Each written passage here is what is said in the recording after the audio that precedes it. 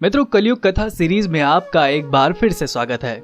इस वीडियो में मैं आपको भगवान विष्णु और 3 बुढ़ियाओं की कथा बताने जा रहा हूँ, जिसमें एक बुढ़िया को भगवान विष्णु खुद अपने साथ रथ में बिठाकर बैकुंठ धाम ले गए और बाकी 2 बुढ़ियाओं को लालच के कारण श्री विष्णु के चरणों में स्थान नहीं मिल सका।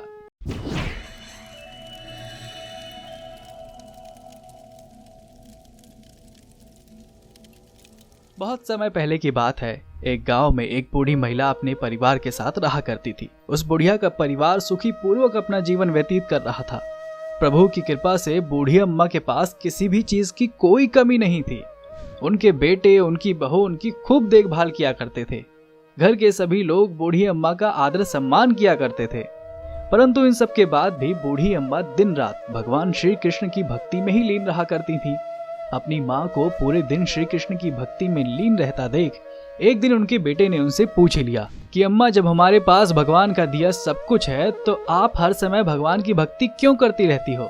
बेटे के मुख से ऐसी बातें सुनकर बूढ़ी अम्मा बोली, मेरी इच्छा है कि मैं मरने से पहले एक बार भगवान विष्णु के दर्शन करना चाहती हूँ। इस पर बेटा हंसते हुए बोला, माँ, इस कलयुग में आपको भगवान दर्शन देने क्यों आएंगे? यदि आप चाहती हैं कि आपको भगवान दर्शन दें तो इसके लिए आपको सारे सुख त्याग कर भगवान की खोज में जंगलों में घूमना होगा और ऋषि मुनियों के साथ रहकर जगह जगह विचरण करना होगा। ये सुन बूढ़ी अम्मा सोच में पड़ गईं और बात में सत्यता पाते हुए अगले ही दिन भगवान की खोज में श्री कृष्ण गोविंद हरे नारायण का भजन गाते हुए घर से निकल पड़ी। थोड़ी दूर चलने के बाद रास्ते में उन्हें एक और बूढ़ी अम्मा मिली। तब उन्होंने उनसे पूछा कि बहन, भगवान विष्णु के भजन गाते हुए आप कहाँ जा रही हो? इस पर उस बुढ़िया ने जवाब दिया, मैं हरि के दर्शन के लिए जा रही हूँ। दूसरी अम्मा को लगा कि वो मंदिर जा रही हैं, परंतु उन्होंने बताया कि वो भगवान के साक्षात दर्शन करना चाहती हैं। ये सुन बूढ़ी अम्मा भी उनके साथ भगवान के दर्शन के लिए चल पड़ी। फिर दोनों बूढ़ी अम्मा आगे की ओर चलने लगी। अभी वो थोड़ी ही दूर आगे बढ़े थे कि उन्हें एक और बुढ़िया अम्मा मिल गई। पूछने पर उसने भी बताया कि वे भी साक्षात हरि का दर्शन करने जा रही हैं। फिर क्या था, उसके बाद तीनों बुढ़िया भगवान के साक्षात दर्शन करने के लिए आगे बढ़ने लगी।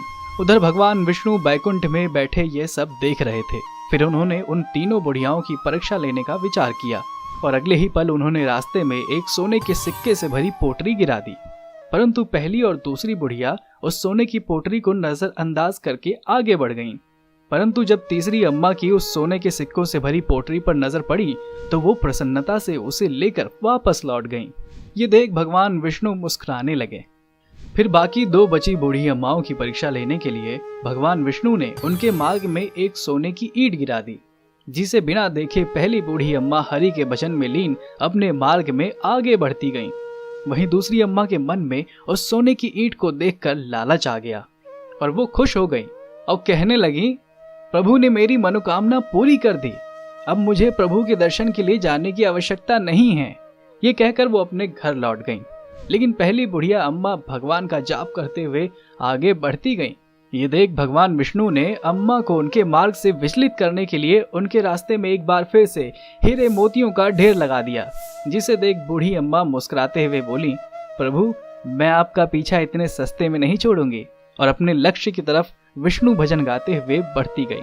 फिर भगवान विष्णु ने उनके दृढ़ संकल्प को तोड़ने के लिए गर्जना करते हुए तूफान ला दिया। परंतु वो बूढ़ी अम्मा अपने मार्ग से टस से मस नहीं हुई। उनकी भक्ति और एकाग्रता देख हरि प्रसन्न होकर उनके सामने प्रकट हुए और उनसे उनकी मनोकामना पूछी।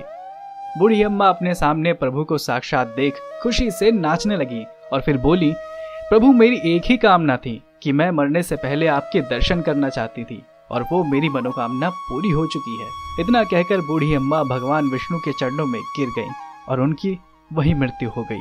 फिर बैकुंठ से एक रथ उतरा और भगवान विष्णु स्वयं उस बुढ़िया को अपने साथ रथ में लेकर चले गए। इसलिए दोस्तों, शास्त्रों में कहा गया है कि अगर आप परमात्मा में खुद को विलीन करना चाहते हैं तो काम, क्रोध, लोभन सारे व्यसनों को त्याग दें, हरि के नाम का जप करें। खासकर कलयुग में आप हरि के नाम का जप करने से ही उनके चरणों में स्थान पा सकते हैं।